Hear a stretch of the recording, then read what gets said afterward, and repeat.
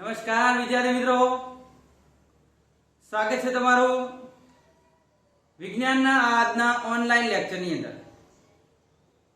ચલો મિત્રો, પ્રીવિયસ લેક્ચરમાં આપણે શું ભણ્યા હતા? તો બેટા પ્રીવિયસ લેક્ચરની અંદર આપણે અરીસો એટલે શું, સમતલ અરીસો કઈ રીતે પ્રતિબિંબ આપે છે, સમતલ અરીસાના પ્રતિબિંબની શું ખાસિયતો છે, સમતલ અરીસો ક્યાં ક્યાં ઉપયોગી બને છે, એના વિશેની આપણે ચર્ચા કરી હતી. ઓકે, ચલો હવે બેટા જઈએ આપણે આજના લેક્ચર ઉપર. આજના લેક્ચરમાં આપણે અરીસાના પ્રકારો ભણવાના છે. ઓકે, ચલો તો આજનો આપણો પ્રશ્ન છે કે ગોળીય અરીસાના પ્રકારો સમજાવો. ચાલો તૈયાર થઈ જાય દરેક વિદ્યાર્થી મિત્ર સમજવા માટે ગોળીય અરીસાના પ્રકારો. બેટા પહેલા તો ગોળીય અરીસો એટલે શું?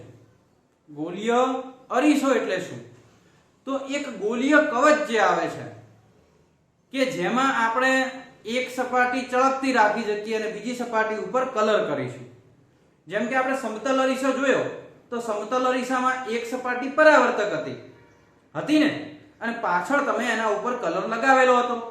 તો આપણે કહી શકીએ કે સમતલ અરીસાની અંદર એક સપાટી પરાવર્તક હોય અને એક સપાટી પર ઢોળ ચડાવેલો હોય. પણ ગોળીય અરીસામાં વક્ર સપાટી છે, વાંકી. તો ગોળીય અરીસાની મારે આકૃતિ દોરવી હોય તો આવી આકૃતિ આવશે, એ આ રીતે.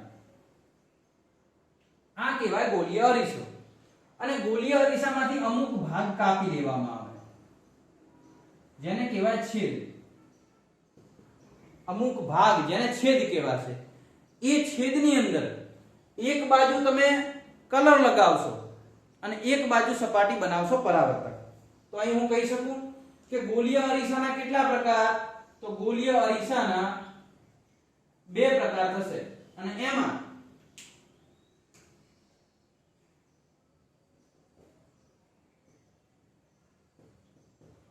ગોળીય અરીસાના બે પ્રકાર છે. એક અંતર્ગોળ અરીસો, નંબર 2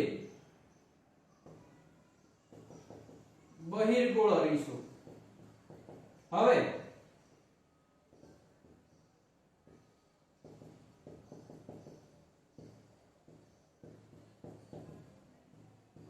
અંતર્ગોળ અરીસામાં કેવું હોય તો શું કહી શકાય કે ગોળીય કવચનો એક એવો ભાગ કે જેમાં અંદરની સપાટી પર ઢોળ ચડાવી અને બહારની સપાટી પર આવર્તક.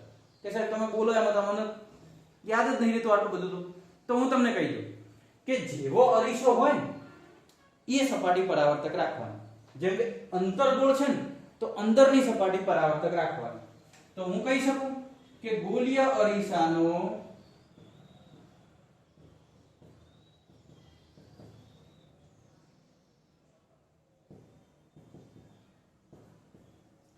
એવો એક ભાગ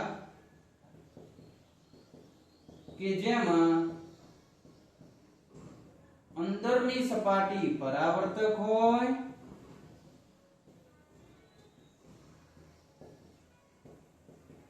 અને બહારની સપાટી. ગોળીય અરીસાનો એક એવો ભાગ કે જેમાં અંદરની સપાટી પરાવર્તક હોય અને બહારની સપાટી પર ઢોળ ચડાવેલ હોય. તો તેવા અરીસાને અંતર્ગોળ અરીસો કહે છે. ઓકે, નંબર 2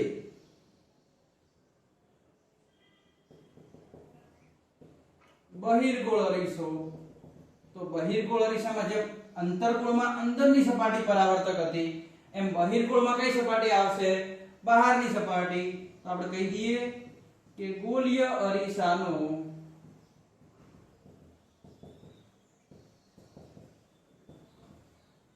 એવો એક ભાગ કે જેમાં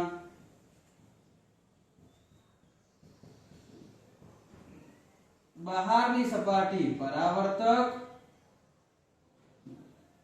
હોય અને અંદરની સપાટી પર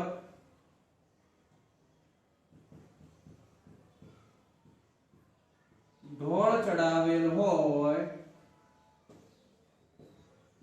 તો તેવા અરીસાને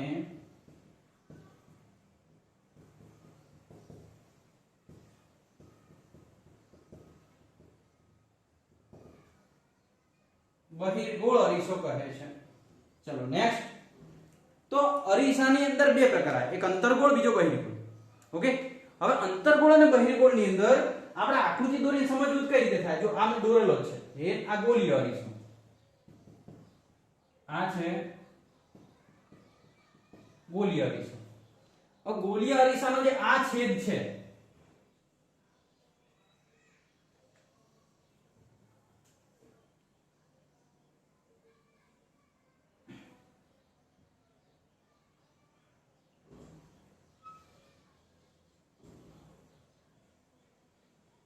આ બે છેદ આપણે કાપવાના છે।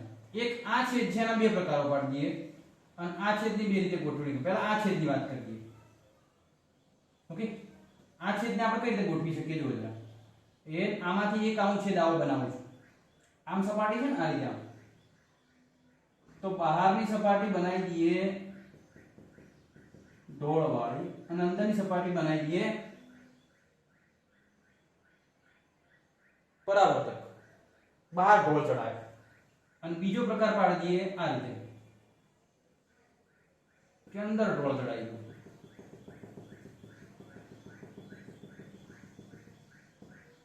અંદર ઢોળ ચડાવી દો, બહાર પરાવર્તક બનાવી દો। ઓકે, અહીં પણ એવું કરી દઈએ।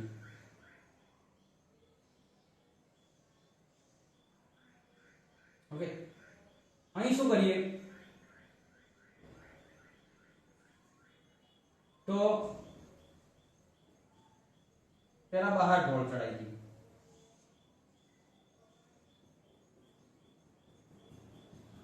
અને પછી અહીં બીજી સપાટી જે પાડીએ, આ તીર થોડાક છે ને, તીર હું લાલ પેન થી એટલે તમને ખબર પડે કે ભાઈ આ અરીસાનો કોઈ ભાગ નથી। આના એક પ્રકાર પાડીએ જેમાં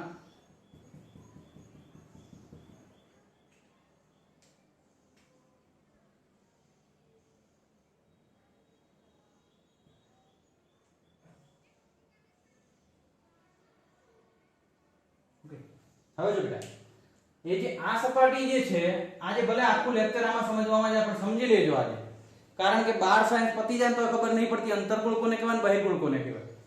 આ બાજુનો જે છેદ છે, આ છેદમાં આ બહિર્ગોળ છે, કારણ કે બહાર તમે શું ચડાવ્યો છે, સોરી, આમ આ છેદ છે, આમાં બહાર આપણે ઢોળ ચડાવ્યો, અંદરની સપાટી પરાવર્તક, અહીંયા અંદરની સપાટી પરાવર્તક ને બહાર ઢોળ।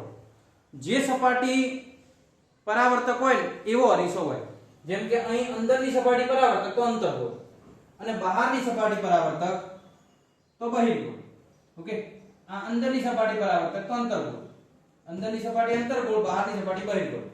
તો એ આ અંદરની સપાટી છે એ પરાવર્તક, પરાવર્તકનો મતલબ તો ખબર પડે ને, જ્યાં લીટા ન કરેલા હોય, આપણે સાદી દેશી ભાષામાં કહીએ તો લીટા ન કરેલા હોય એ સપાટી પરાવર્તક કહેવાય। ઓકે, તો એ આ સપાટી જે છે આ અંતર્ગોળ કહેવાય, આ અંદરની સપાટી પરાવર્તક, અહીં અંદરની સપાટી પરાવર્તક। તો અહીં હું કહી શકું કે આ અંદરની સપાટી પરાવર્તક એટલે આ અરીસો કયો આવે, અંતર્ગોળ। આ અરીસો પણ કયો આવશે,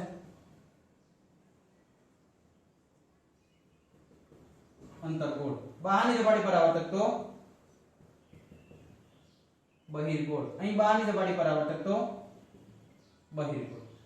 તો અંદરની સપાટી પરાવર્તક તો અંતર્ગોળ, અહીં અંદરની સપાટી પરાવર્તક તો અંતર્ગોળ, બહારની સપાટી પરાવર્તક તો બહિર્ગોળ, અહીં બહારની સપાટી પરાવર્તક તો બહિર્ગોળ।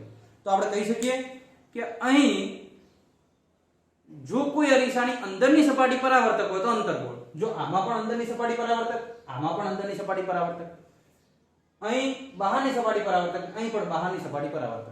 તો હવે તમને વ્યાખ્યા આવડી જવી જોઈએ કે અંદરની સપાટી જો પરાવર્તક હોય તો અંતર્ગોળ અરીસો, બહારની સપાટી પરાવર્તક હોય તો બહિર્ગોળ અરીસો। ચલો ક્લિયર થશે? ચલો નોટ ડાઉન કરી લે દરેક જણ।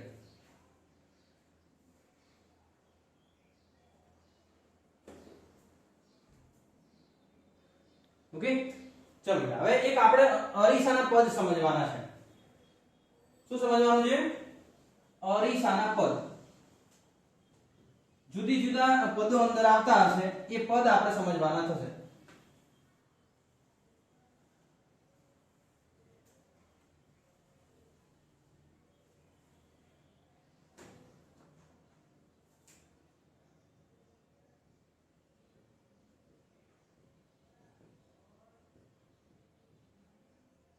અરીસાના પદ. હવે અરીસાના પદમાં શું થશે જો કે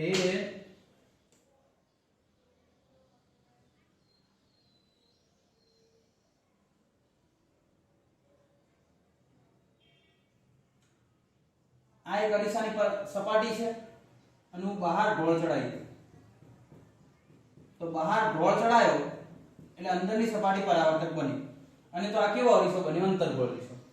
હવે એ આ અંતર્ગોળ અરીસાની આ એમ ડેશ છે ને આ પરાવર્તક સપાટી થઈ જેને કહેવામાં આવે છે દર્પણ મુખ. તો પહેલી વ્યાખ્યા આપણે લખવી છે દર્પણ મુખની. શેની વ્યાખ્યા લખવી છે? દર્પણ મુખ, જેને કહેવાય એમ ડેશ. તો દર્પણ મુખ એટલે તો કે અરીસાની પરાવર્તક સપાટીના ભાગને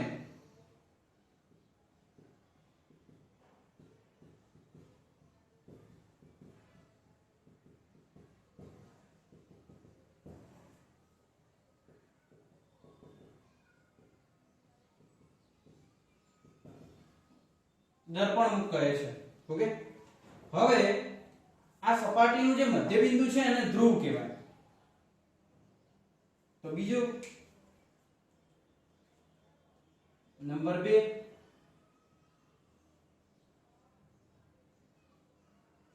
તો અરીસાની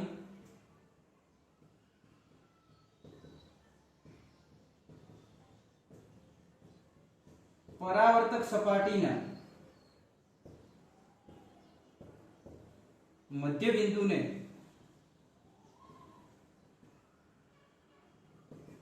ધ્રુવ P કહે છે. ઓકે, ચલો નેક્સ્ટ નંબર 3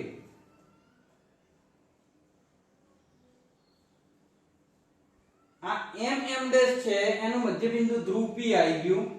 તો હવે આ થઈ જશે એક કામ કરીએ, બીજું એક પદ સમજી લઈએ કે આ ગોળીય અરીસો જેનો ભાગ હશે, ગોળીય આ જે તમે અરીસો કાપે, અરીસો કોઈ ગોળીય કવચનો તો ભાગ હશે ને, એક આખું ગોળીય કવચ હશે આમ આમ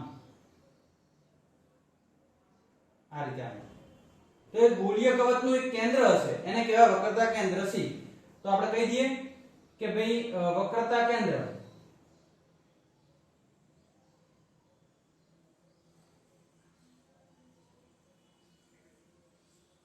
તો ગોળીય અરીસો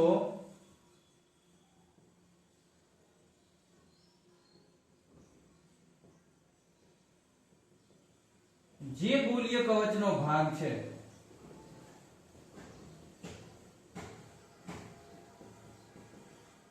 તે ગોળીય કવચના કેન્દ્રને વક્રતા કેન્દ્ર C કહે છે. શું કહે છે? વક્રતા કેન્દ્ર C.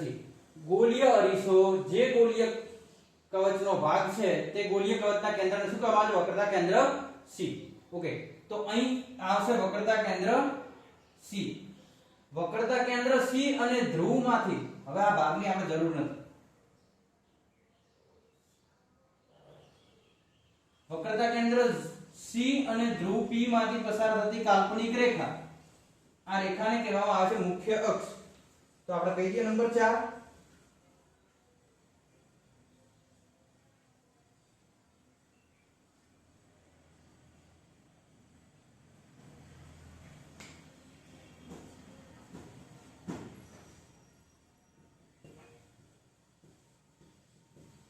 ગોળીય કવચનું કેન્દ્ર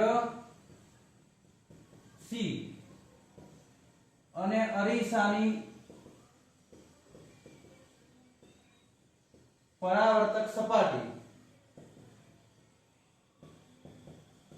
ધ્રુવ P માંથી પસાર થતી કાલ્પનિક રેખાને મુખ્ય અક્ષ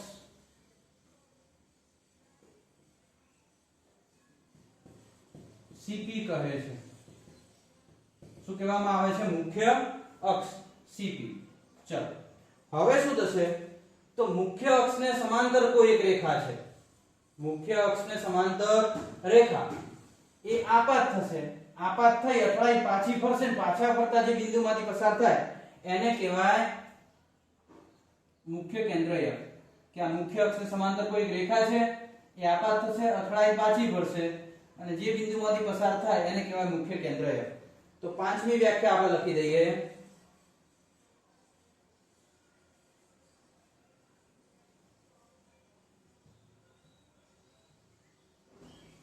મુખ્ય કેન્દ્ર. મુખ્ય કેન્દ્રમાં શું આવશે? તો કે મુખ્ય અક્ષને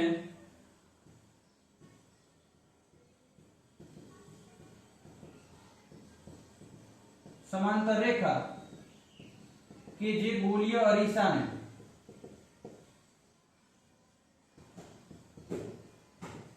અથડાઈને અથવા પરાવર્તન પામીને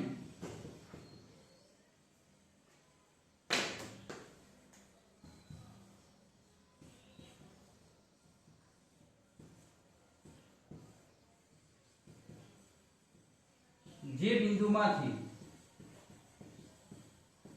પસાર થાય છે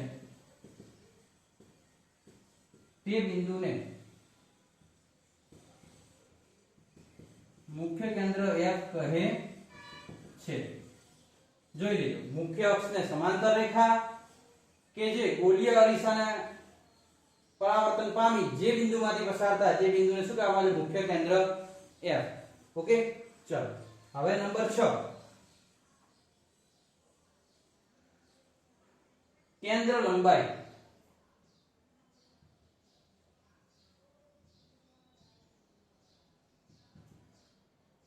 કેન્દ્ર લંબાઈ એટલે મુખ્ય કેન્દ્ર F અને ધ્રુવ P વચ્ચેના અંતરને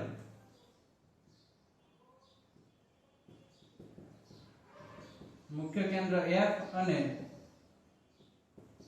ધ્રુવ P વચ્ચેના અંતરને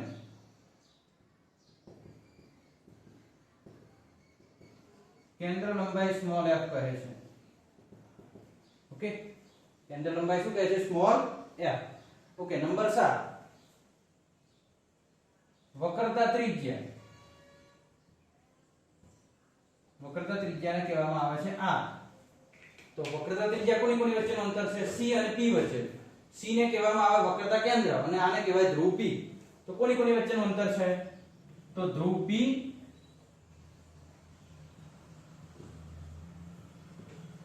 અને વક્રતા કેન્દ્ર C વચ્ચેના અંતરને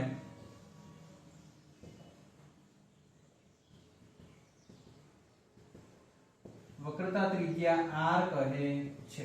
ઓકે, તો જો આ f અને p વચ્ચેના અંતરને શું કહેવાય? કેન્દ્ર લંબાઈ સ્મોલ f. c અને p વચ્ચેના અંતરને વક્રતા ત્રિજ્યા r. તો આપણે કહી શકીએ કે અહીં દર્પણમુખ, ધ્રુવ, વક્રતા બધા પદો ટોટલ કે દર્પણમુખ, તો અરીસાની જે પરાવર્તક સપાટી છે એ પરાવર્તક સપાટીના ભાગને શું કહેવાય? દર્પણમુખ. એનું જે કેન્દ્ર છે એને કહેવાય ધ્રુવ P. આ અરીસાની ટોટલ પરાવર્તક સપાટી જે છે એ પરાવર્તક સપાટી આખી શાંતિથી વ્યાખ્યાઓ સમજવાની, ઉતાવળ નહીં કરવાની બેટા. હું ધીમે ધીમે સમજાવું કે ગોળીય કવચ છે. ગોળીય કવચનો અમુક ભાગ જેને અરીસો કહેવાય.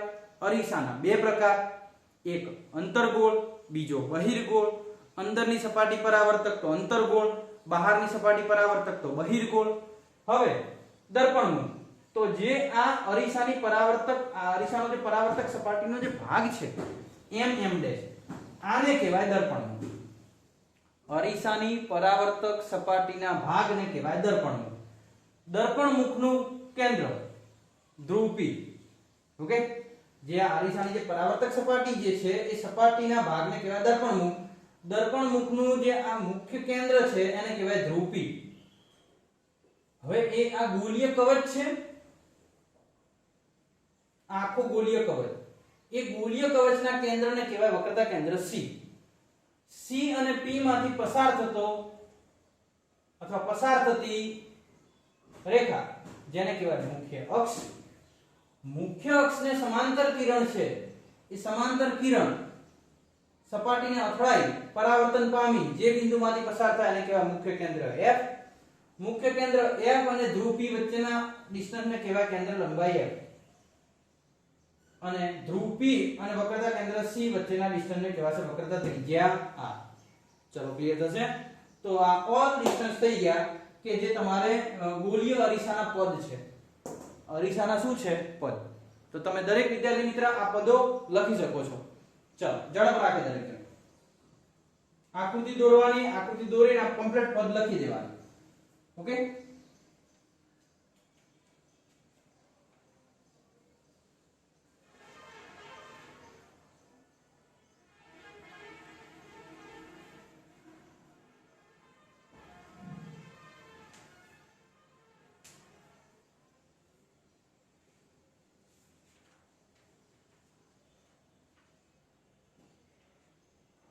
ચલો બેટા લખી દીધું હશે તમે. હવે મારે પ્રતિબિંબ રચવા માટેના 3 કિરણો છે એના વિશે વાત કરવી છે કે ભાઈ કોઈ પણ જગ્યાએ તમારે પ્રતિબિંબ રચવું હોય તો કયા 3 કિરણોની જરૂર પડે. ઓકે, એના વિશેની વાત કરીએ. તો આપણે કહીએ નવો પ્રશ્ન છે અહીંથી કે અરીસામાં પ્રતિબિંબ મેળવવા માટે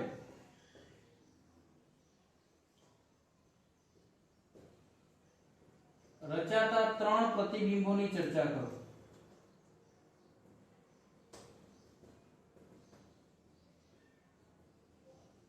ઓકે, કેસ 1. પહેલો કેસ. પહેલા કેસમાં આવશે મુખ્ય અક્ષને સમાંતર કિરણ. મુખ્ય અક્ષને સમાંતર કિરણ. ઓકે, अब मुख्य अक्ष ने समांतर किरण છે એ આપાત થયા બાદ પરાવર્તન પામે મુખ્ય કેન્દ્ર F માંથી. ઓકે, તો અહીં હું લખીશ કે ભાઈ મુખ્ય અક્ષ ને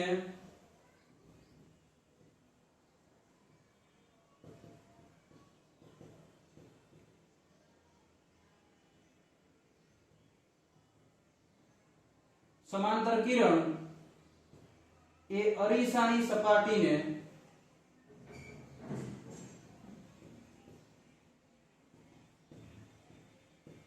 આપાત થયા બાદ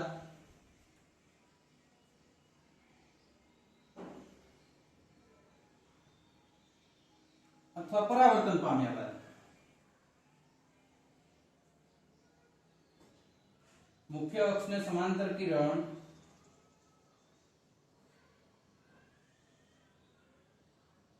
એવી વાક્ય રચના વાપરો ચાલશે જે રીતે વાપરશો એટલે, અથવા તો આપાત કિરણ જો સહેલું પડે ને લખવામાં સહેલું રહે સૌથી બેસ્ટ છે. સહેલું આપણે બને ત્યાં સુધી સહેલી વાક્ય રચના બનાવીએ. જો મુખ્ય અક્ષને સમાંતર આપાત કિરણ હોય તો તે અથડામણ બાદ પરાવર્તન પામી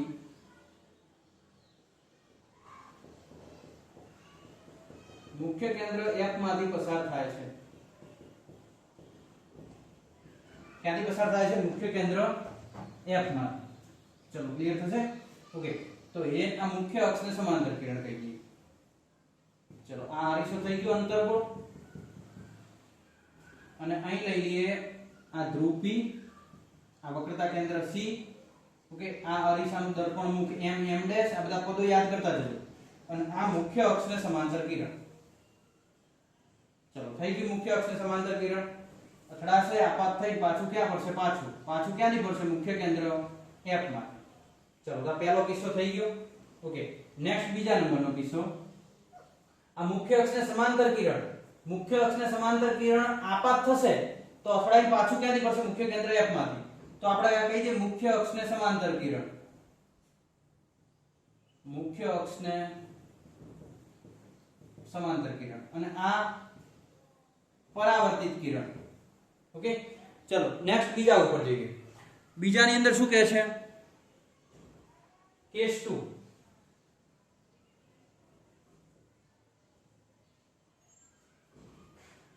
કેસ 2 ની અંદર મુખ્ય અક્ષને સમાંતર કિરણ તો આપાત થઈ ગયું. હવે બીજું, મુખ્ય કેન્દ્ર F માંથી પસાર થતું કિરણ.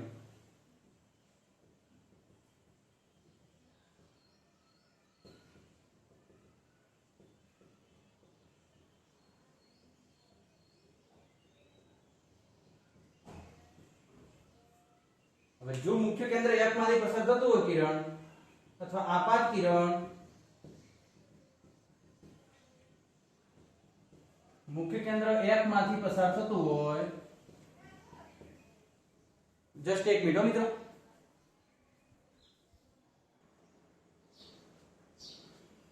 ઓકે, ચલો મિત્રો, સોરી ફોર ડિસ્ટર્બન્સ.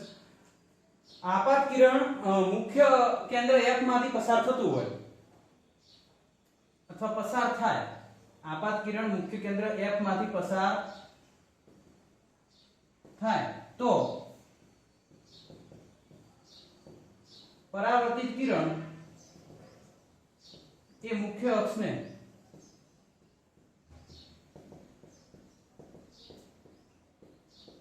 સમાંતર હોય છે. આકૃતિ દોરી દઈએ.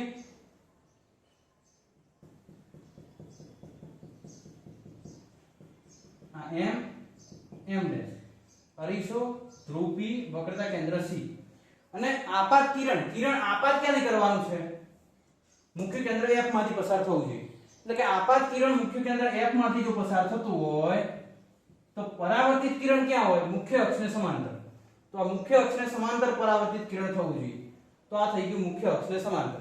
આ આપાત કિરણ અને આ પરાવર્તિત કિરણ. ઓકે, ચલો કેસ નંબર 3. કેસ નંબર 3 માં શું હશે? વક્રતા કેન્દ્ર C માંથી પસાર થતું કિરણ. તો વક્રતા કેન્દ્ર C માંથી પસાર થતું કિરણ એના એ જ માર્ગે પાછું ફરે છે. વક્રતા કેન્દ્ર C માંથી પસાર થતું કિરણ પરાવર્તન પામી તે જ માર્ગે પાછું ફરે છે. ઓકે, ચલો તો આ અરીસો, આ વક્રતા કેન્દ્ર C માંથી પસાર થતું કિરણ અને એના એ જ માર્ગે પાછું ફરશે. ઓકે, તો આ ટોટલ 3 કેસ થઈ ગયા કે કઈ રીતે મુખ્ય અક્ષને સમાંતર કિરણ આપાત થઈ પરાવર્તન પામી મુખ્ય કેન્દ્ર F માંથી પસાર થાય. ઓકે, બીજું મુખ્ય કેન્દ્ર F માંથી પસાર થતું કિરણ આપાત થઈ પરાવર્તન પામે એટલે મુખ્ય અક્ષની સમાંતર, અને વક્રતા કેન્દ્ર C માંથી જે આપાત થશે એ એના એ જ માર્ગે શું કરશે? પાછું ફરશે. ઓકે, તો આ ત્રણે ત્રણ કિરણો તમે નોટ ડાઉન કરી લો. ચાલો,